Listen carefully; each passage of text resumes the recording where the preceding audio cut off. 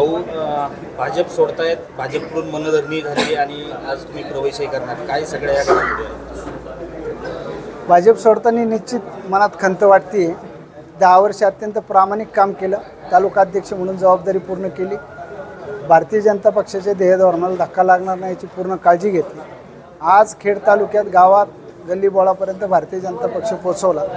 सोडताना दुःख होतं आहे, पण ज्या बाजूला आपण चाललो आहे ते महाराष्ट्राचं देशाचं नेतृत्व शरदचंद्रजी पवार साहेब जे तरुणांच्या गळ्यातील ताईत आहेत, 82 वर्षाचा तरुण योद्धा आहे, त्यांना साथीची आज खऱ्या अर्थाने गरज आहे. आणि जी घुसमट आमची झाली त्या स्वाभिमानाने आम्ही बाहेर पडलो. तर जो स्वाभिमान टिकवण्याचं काम पवारसाहेब त्या ठिकाणी तरुणांसाठी करतायत, त्या पवारसाहेबांना साथ देण्यासाठी आम्ही चाललो आहे. निश्चित आम्हाला त्या ठिकाणी पवारसाहेबांना साथ द्यायची मनामध्ये भावना आहे. खरं तर भाऊ, आज तुमची भाजपने मनधरणी केली, काय त्यांना सांगितलं तुम्ही?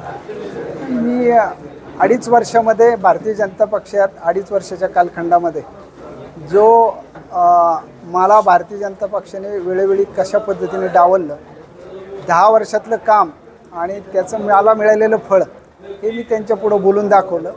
श्रेष्ठींना त्या बऱ्याच अर्थाने ते सगळ्या गोष्टी मान्य झाल्या.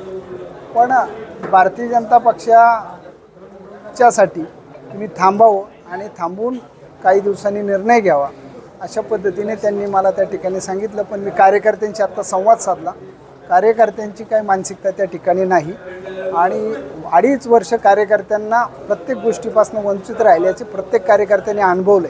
मग त्या नगरपालिका राजगुरुनगर असू द्या, आळंदी नगरपालिका असू द्या, आमचे जिल्हा परिषद गट असू द्या, ग्रामपंचायत असू द्या, या ठिकाणी सगळ्यांना ती जाणीव आहे. आणि मोहिते पाटलांचा आमचा जो संघर्ष आहे गावागावात, त्या संघर्षाला आम्हाला त्या ठिकाणी या महायुतीमध्ये न्याय मिळणार नाही अशी कार्यकर्त्यांची खात्री झालेली आहे. त्यामुळं आम्ही सन्मानाने पवारसाहेबांकडे त्या ठिकाणी चाललो आहे. प्रामाणिकपणे आम्ही त्या ठिकाणी पवारसाहेबांच्या पक्षाचं काम करू. भाऊ, खरं तर लोकसभा निवडणूक आहे, दिग्गज नेते एक बाजूला आहेत, एक बाजूला तुम्ही अमोल कोल्हे निघाले, काय ही लढाई कशी राहील तुमच्यासाठी? लढाई तसा संघर्ष आहे, पण खेड तालुक्यातली निवडणूक ही खेड तालुक्याच्या जनतेने हातात घेतलेली आहे. आज आम्ही कार्यकर्त्यांच्या माध्यमातून एक सर्वे केला की आपण काय करायला पाहिजे, घरात बसलं पाहिजे, कुठल्या पक्षात गेलं पाहिजे. तर 70% कार्यकर्त्यांनी मला पवारसाहेबांच्या राष्ट्रवादी काँग्रेसमध्ये जाण्याचं सांगितलं आणि अमोलजींना साथ द्या म्हणून सांगितलं आणि कार्यकर्त्यांचा निर्णय आम्ही मान्य केला आहे.